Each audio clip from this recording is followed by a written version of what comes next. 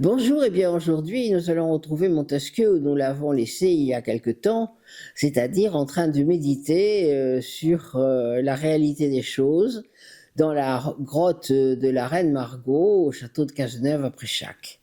Et c'est un lieu qui, effectivement, lui fait penser non seulement à la philosophie grecque, mais à tout ce sud-Gironde qu'il a évidemment très bien connu, puisque c'est situé entre sa propriété de la Brède et ses possessions du Lot-et-Garonne, qu'il est obligé de traverser assez fréquemment, et où la franc-maçonnerie, évidemment, l'invite à avoir beaucoup d'autres réflexions. Alors, il traverse ces collines enchantées, effectivement, de ce que nous appelons aujourd'hui le Sauternay, ce qui s'appelait déjà à l'époque le Sauternay, ce qu'il avait contribué d'ailleurs à planter au moment où il s'est tellement opposé à l'intendant Claude Boucher et où il a convaincu tous ses amis du Parlement de Guyenne de faire au fond avec lui cette fronde des viticulteurs contre les édits qui exigeaient l'arrachage des vignes plantées après 1715. Donc, il a beaucoup contribué à ce que le Sauternay que nous connaissons aujourd'hui ressemble à ce que nous connaissons, avec ses vignes magnifiques, dorées à l'automne, parfois un peu vertes, gaies tout de même, beaucoup plus gaies que dans d'autres paysages, et qui montrent une espèce de douceur girondine qui est effectivement très quotidienne et très charmante. Mais ce qu'il n'a pas connu, c'est les vins liquoreux, parce qu'il a connu un Sauterne qui ne ressemblait absolument pas à ce que nous dégustons aujourd'hui. Et pourtant, cette alchimie formidable du terroir, du climat et de l'eau nous ramène curieusement à la franc-maçonnerie. Alors, il faut raconter cette histoire extraordinaire de la rencontre d'un terroir et de l'eau. L'eau, c'est celle de deux rivières au fond, la Garonne bien entendu, et puis son affluent qui est le Ciron. Pourquoi je dis que c'est la rencontre de deux rivières? Parce que jamais le vin liquoreux ne serait probablement arrivé à cet endroit si un tremblement de terre, une tempête extrêmement violente, un glissement de terrain, on ne sait pas vraiment. C'était passé à l'époque paléochrétienne et avait convaincu une partie du Ciron de quitter le port de Séronce pour aller se jeter dans la Garonne à celui de Barsac. Alors déjà, c'est une histoire géographique un peu curieuse. Et puis, les choses en seraient probablement restées là s'il ne s'était pas greffé là-dessus une histoire d'amour. Une histoire d'amour qui est tout à fait intéressante à raconter, parce que vous allez voir qu'elle est charmante et puis qu'elle est quand même extrêmement importante dans l'histoire de France. Alors, l'histoire d'amour est la suivante. Vous savez que quand nous avons quitté la Brède, l'autre jour, nous sommes passés par Portès, par le château de Montgenant, et nous avons entrouvert la porte du temple maçonnique qui date de 1738 et qui était celui de ce que Montesquieu appelait son cher président de Gasques. Alors, ce cher président de Gasques a été propriétaire d'une maison à Barsac qui est le château Coutet. Mais ça n'est pas le plus important et je reviens au bon temps d'Henri IV. Je reviens au bon temps d'Henri IV et je vous raconte l'histoire suivante. Il était une fois un notaire qui s'appelait Babou. Et ce notaire avait trois filles qui habitaient le château de la Bourdésière, là où maintenant est installé le Conservatoire national de la tomate du prince Jardinier. Et ces trois filles, car le notaire avait assez d'argent et le désir de s'élever dans la vie, ces trois filles avaient épousé des gens qui étaient tout à fait au-dessus de leurs conditions. L'une avait épousé un destré, l'autre avait épousé un sourdis, et la troisième avait épousé un gasque. Celle qui avait épousé un destré avait une fille absolument ravissante, qui était très amoureuse d'un monsieur de Bellegarde, qui était un très proche d'Henri IV. Et il se confiait au roi de ses amours qui étaient absolument heureuses, et il dépeignait à Henri IV les traits de cette jeune fille qu'il considérait comme sa fiancée et qui était selon lui la plus belle du royaume. Et il s'est passé ce qui risquait de se passer, c'est qu'à force d'être éloquent et à force de dépeindre cette charmante Gabrielle d'Estrées sous les traits les plus émouvants du monde, eh bien le roi a eu envie de la rencontrer pour voir si le portrait était ressemblant. Et quand il l'a rencontrée, il est tombé amoureux d'elle. Alors évidemment, Gabrielle d'Estrées n'a pas regardé Henri IV et a été tout à fait étonné que cet homme qui sentait l'ail et qui sentait du gousset, disait-on à l'époque, puisse oser lui faire des avances. Elle les a repoussés au début avec un certain dédain. Et puis est intervenue sa tante, Madame de Sourdis, qui lui a expliqué que quand on a la chance d'être remarqué par le roi, eh bien on ne fait pas tellement la fine mouche, et on accepte ses hommages. Et Gabrielle a fini, bon an mal an, par quitter Bellegarde et par se laisser séduire par Henri IV. Sont nés un certain nombre d'enfants. Henri IV a répudié la reine Margot. Il s'est donc trouvé libre. Et il s'est avisé qu'après tout, pourquoi est-ce qu'il ne ferait pas un mariage d'amour? C'était tout à fait extraordinaire à l'époque, mais ça pouvait être quelque chose de très sympathique au peuple. Et là, un soir, Gabrielle d'Estrées a mangé une glace au citron, et dans la nuit, elle est morte. On a parlé, bien sûr, d'empoisonnement. D'autres historiens, probablement moins complotistes, ont pensé qu'elle était enceinte du roi, qu'elle allait donner naissance à un nouvel enfant, et qu'elle avait dû faire ce qu'on appelait une crise d'éclampsie.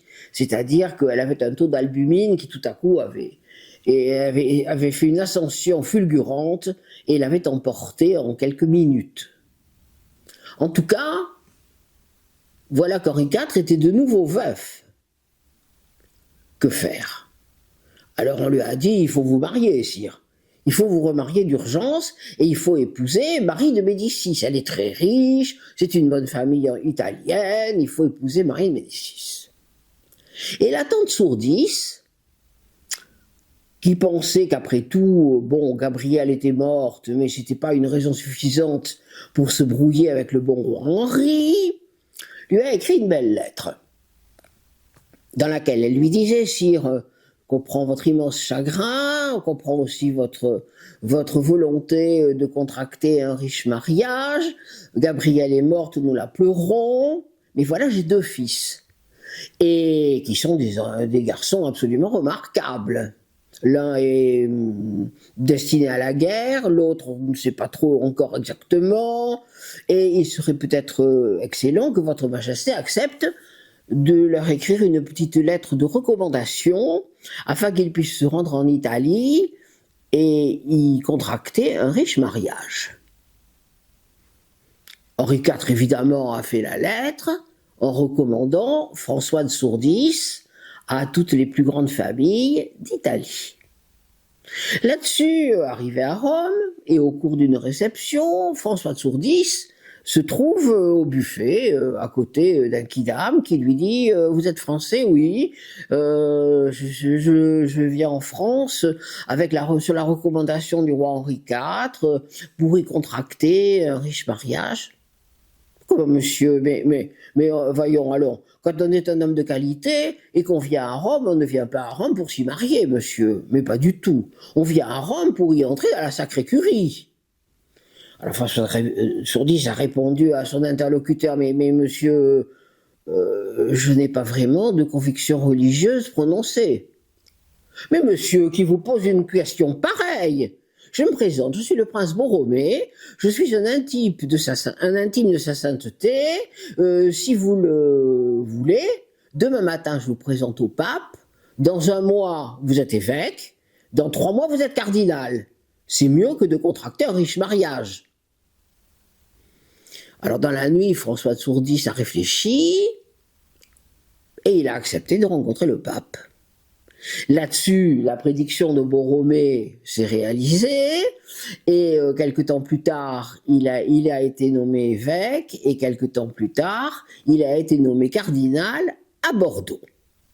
Et quand il est arrivé à Bordeaux, il a trouvé un diocèse dans un état de délabrement absolument épouvantable. Alors il s'est dit, mais comment je vais pouvoir essayer de sauver cette affaire? D'abord, il faut un peu d'argent pour restaurer les églises, pour restaurer les couvents, comment faire? Alors je vais essayer d'abord de restaurer les vignobles, ce qu'il a fait au château Pape Clément. Et puis, une fois qu'il a restauré les vignobles, il a demandé à un certain nombre de curés débrouillards de s'instituer les commis voyageurs des vins de l'évêque.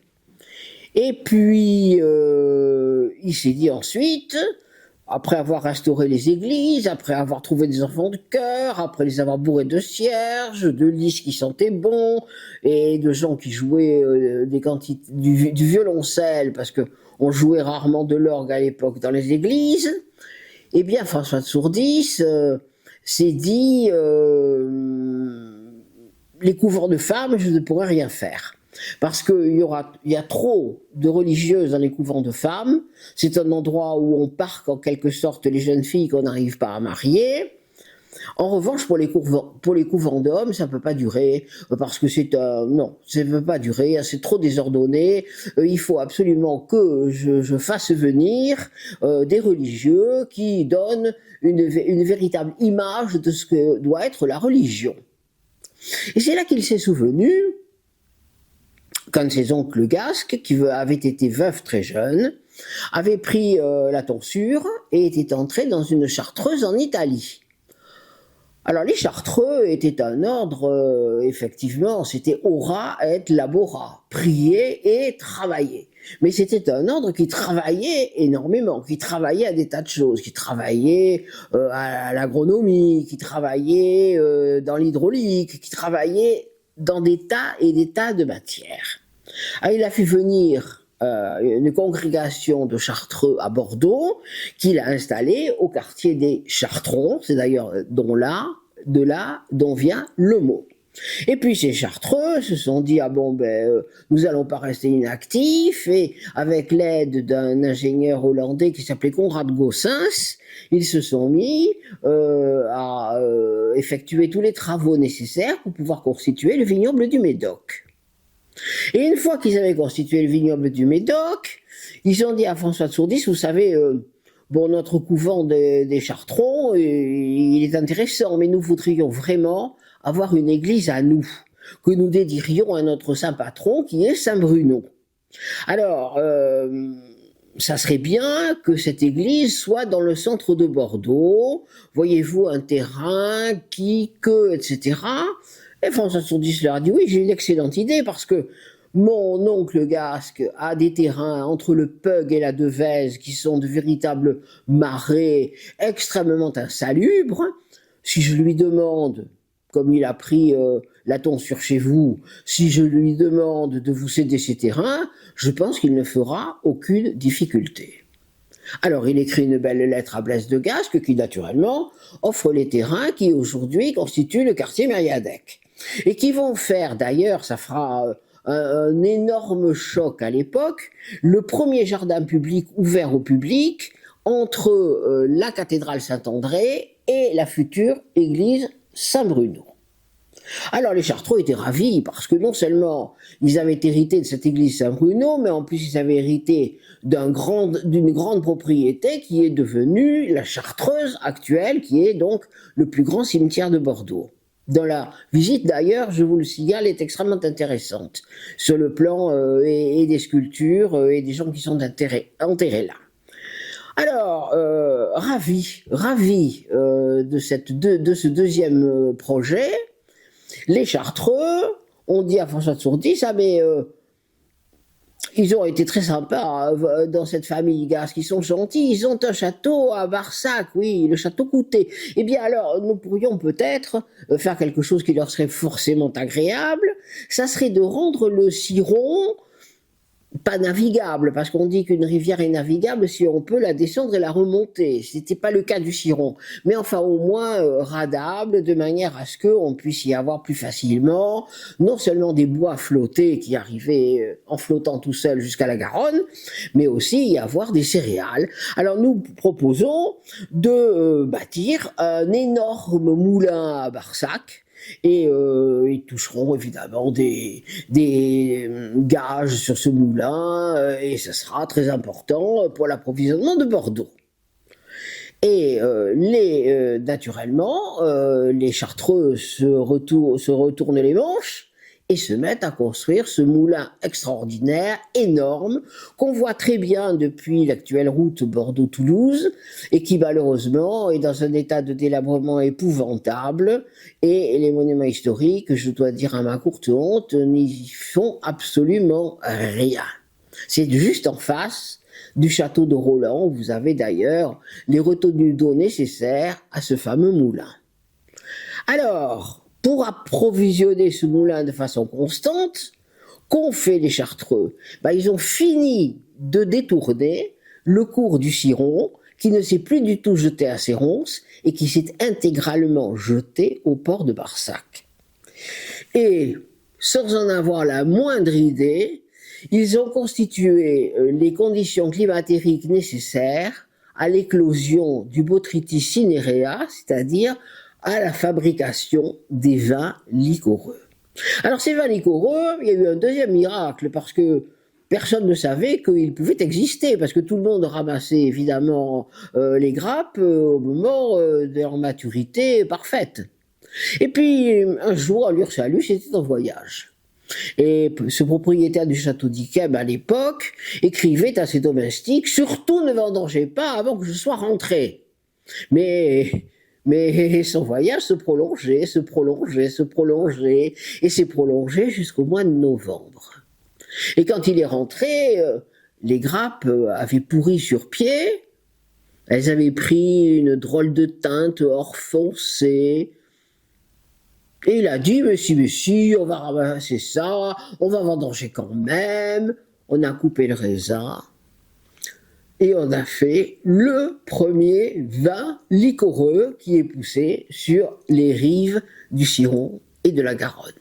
Alors, c'est une petite parcelle absolument extraordinaire, c'est ce qu'on peut appeler une colline inspirée, parce que vous pouvez toujours essayer de reconstituer les mêmes conditions climatiques après le Gamord, c'est-à-dire après Castres, vous n'obtiendrez pas de vin liquoreux. C'est une toute petite parcelle de terroir, des Graves, qui constitue donc cette enclave inspirée du Sauterne, et qui vient donc à la fois d'une histoire d'amour et aussi d'une prodigieuse alchimie, et ça nous ramène vers la franc-maçonnerie, d'une prodigieuse alchimie entre le terroir, le soleil, l'hygrométrie, la rosée du matin en automne, et puis la main du grand architecte de l'univers si on est initié, la main de Dieu si on est croyant. Alors, Montesquieu, vous vous souvenez que l'autre jour, nous avons vu dans l'entrée du château de la Brède une croix de Malte. Et nous nous sommes demandé, au fond, cette croix de Malte, qu'est-ce qu'elle indiquait dans le cœur profond, dans l'intimité psychologique de Montesquieu? Elle indiquait probablement un problème qui a assailli tous les francs-maçons du XVIIIe siècle, qui était le problème des Templiers.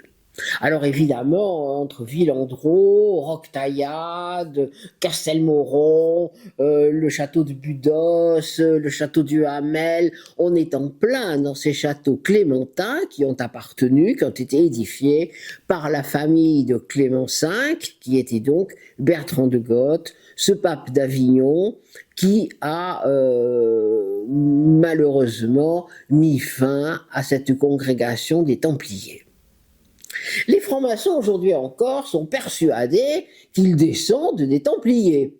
Quand je dis qu'ils descendent des Templiers, ils se racontent cette histoire, c'est que bon, les malheureux Templiers ont été abandonnés à leur triste sort par le pape, ils ont été l'objet de la haine de Philippe le Bel, sans doute parce que le roi leur devait un peu trop d'argent.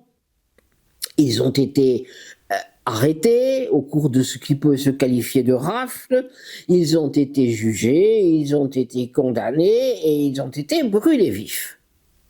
Brûlés vifs d'ailleurs, leur grand maître Jacques de Molay prononçant des phrases définitives et convoquant Clément V au jugement de Dieu, ce qui n'a pas manqué de se produire un an plus tard. Mais ces Templiers, au fond, pourquoi les francs-maçons y sont-ils si attachés? Ils y sont attachés parce que ils posent tout le problème de la relation de la franc-maçonnerie avec la chrétienté. Un problème qui est un problème récurrent et qui ne peut pas se régler sans une explication philosophique un peu complète. Partons du principe que la franc-maçonnerie, évidemment, est née de la religion chrétienne et elle est venue donc d'Angleterre en croyant que, effectivement, Dieu a créé le ciel et la terre et qu'il dirige chacun de nos gestes et chacun de nos pas. D'ailleurs, si dans les temples maçonniques il y a ce qu'on appelle une voûte étoilée, c'est-à-dire un ciel avec des étoiles, la symbolique indique que Dieu a donc créé le ciel et la terre et que le temple maçonnique a les dimensions du cosmos puisqu'il va, nous dit la légende, du nadir au zénith. Donc, les francs-maçons, qu'ils le veuillent ou non, ont tous un rapport extrêmement intime avec Dieu. Et ne serait-ce d'ailleurs que parce que leur histoire commence à la construction du temple de Jérusalem. Même s'ils ont perdu la foi, ils ne peuvent pas nier cette genèse. Alors, les Templiers, au fond, pourquoi les intéressent-ils tant que cela ? Parce que les francs-maçons, en 1738, se sont brouillés avec le pape de façon très violente, et d'ailleurs, cette brouille, on peut pas dire on peut dire qu'il y a des temps faibles et des temps forts, mais jusqu'à nos jours, elle s'est toujours poursuivie. Mais les Templiers avaient une vision manifestement très élargie de l'écriture. Très élargie parce que, comme ils avaient vécu dans les pays lointains, ils avaient eu connaissance de textes qui étaient interdits en France par Irénée de Lyon depuis le IXe siècle, et ces textes, c'était des textes qui donnaient de la vie de Jésus, de l'avènement de Jésus, des premières années de la chrétienté, une vision qui ne correspondait pas forcément à ce que racontait l'Église de Rome. Alors ces textes aujourd'hui, ils sont connus bien entendu. Ils l'étaient déjà au XVIIIe siècle parce que ça n'est pas parce que depuis le IXe siècle il était interdit au public que les lettrés n'en avaient pas connaissance. Voltaire en particulier fait référence à ces évangiles injustement qualifiés d'apocryphes, c'est-à-dire qu'il raconte une histoire différente de la vie de Jésus, différente de celle que l'Église de Rome nous enseigne. Alors, d'abord, il se pose des questions sur la filiation de Jésus, puisque Joseph avait 70 ans quand on lui a demandé d'épouser Marie pour donner un père à cet enfant. Bon, c'était déjà un premier problème. Ensuite, les Templiers observaient que l'enthousiasme pour la religion chrétienne a été modéré pendant un certain temps, au point d'ailleurs que dans les Romains confondaient les Juifs et les chrétiens, et accusaient les chrétiens d'être des Juifs qui venaient faire des révoltes à Rome. Mais surtout, les Templiers posaient des problèmes qui n'ont pas aujourd'hui trouvé de réponse. en particulier celui du johannisme. Alors qu'est-ce que c'est le johannisme? Le johannisme, c'est d'avoir une dévotion particulière pour Saint Jean-Baptiste. L'histoire nous raconte, la Bible nous raconte que Saint Jean-Baptiste est celui qui, au bord du Jourdain, un jour a dit « Mais il est absurde de continuer à faire des sacrifices d'animaux, il est absurde d'aller donner de l'argent aux marchands du temple. Non, Dieu est tout à fait ailleurs. Dieu, c'est l'âme, Dieu, c'est l'esprit, Dieu, c'est l'Esprit Saint, Dieu, c'est la colombe, Dieu, c'est le ciel. Et il suffit de se baigner dans le Jourdain, de prendre un baptême, et à partir de ce moment-là, vous êtes sauvés. » Alors, un des premiers à qui il a donné le baptême, c'est Jésus. Et les Templiers posaient la question, mais voyons, si Baptiste a donné un baptême à Jésus, c'est que Baptiste avait le pouvoir de le faire. S'il avait le pouvoir de le faire, c'est qu'il l'avait reçu de Dieu, ce pouvoir. Et s'il l'avait reçu de Dieu, c'est que le Messie, c'est Baptiste, c'est pas Jésus. Alors évidemment, la Bible tourne un peu autour de ce problème et explique qu'à un moment, Jésus a été voir Baptiste et lui a dit je vous dois allégeance, et Baptiste lui a répondu pas du tout, c'est moi qui dois m'incliner devant vous parce que vous me dépasserez de 100 coudées. Bon, c'est exact. Mais n'empêche que le problème profond du johannisme n'est toujours pas réglé. Qui était le premier, de Baptiste ou de Jésus? Alors les Templiers n'ont cessé de soulever comme ça des points du dogme qui étaient des points effectivement extrêmement délicats.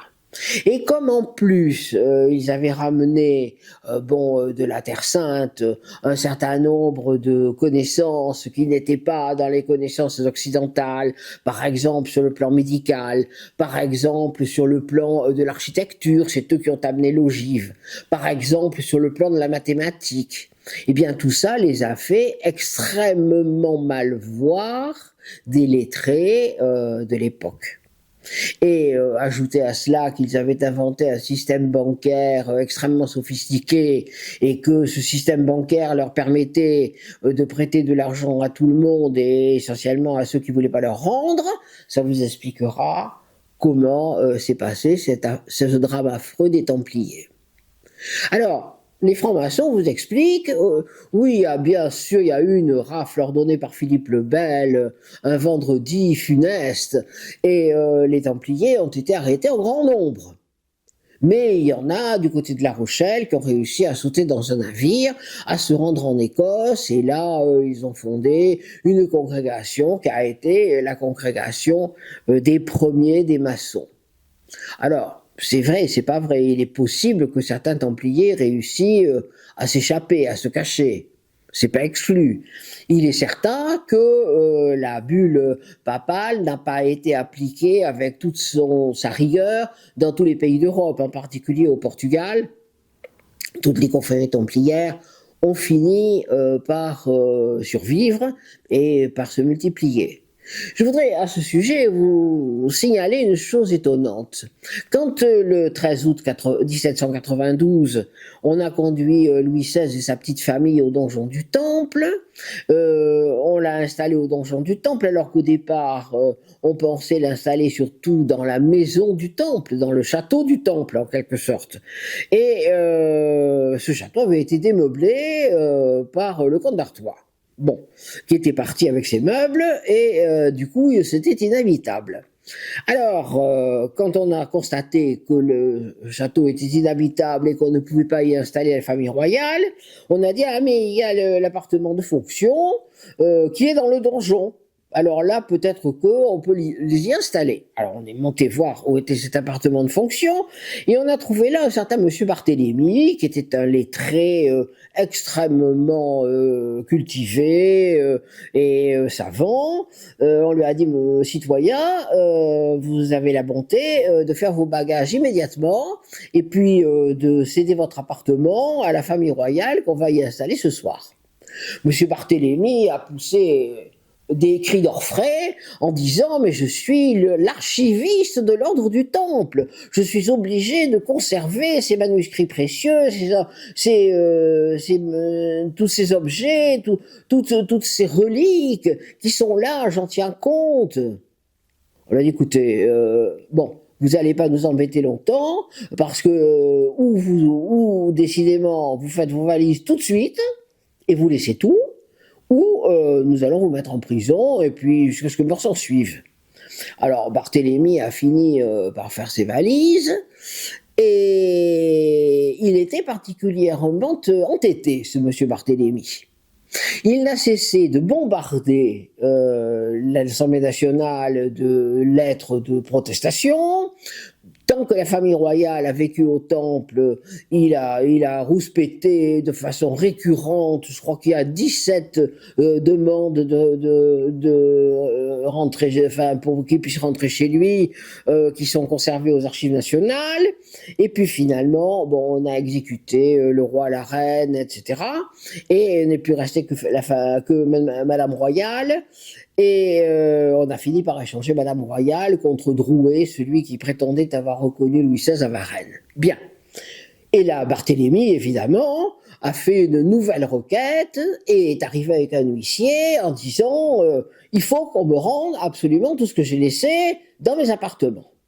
Alors, la Convention, qui commençait à en avoir assez des histoires de M. Barthélemy, a fini par dire, écoutez, oui, bon, alors on n'a pas fait d'inventaire quand vous êtes parti, mais on vous fera confiance, et puis alors vous faites un inventaire, vous voyez si vos manuscrits n'ont pas disparu, si tout est là, etc.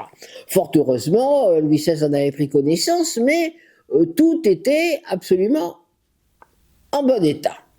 En bon état, sauf évidemment le mobilier, parce que des gardes, parce que la famille royale elle-même s'était assise sur les fauteuils, parce qu'on s'était servi des lits, etc., etc. Alors il a continué à pousser ses hurlements en disant c'est inadmissible, moi j'ai laissé des fauteuils en très bon état, j'ai laissé des rideaux en très bon état, j'ai laissé un lit une literie absolument parfaite, et voilà, tout est déchiré, tout est lacéré, tout est usé, il faut absolument me faire refaire tout ça. Alors la Convention, qui en avait par-dessus la tête des histoires de M. Barthélemy, a fini par dire, écoutez, très bien, alors tout votre mobilier s'en va chez Jacob, qui avait son atelier à côté rue Mélée, et puis, une fois que les fauteuils auront été recollés, on les enverra chez un tapissier du quartier, et puis on va vous les recouvrir, et puis comme ça, vous ne nous embêterez plus, et vous reprendrez votre appartement de fonction.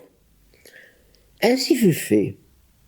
Et le tapissier du quartier, chez lequel on avait envoyé le mobilier de M. Barthélemy, avait un apprenti, un certain Nondorf. Et on a demandé à ce Nondorf de bien vouloir prendre un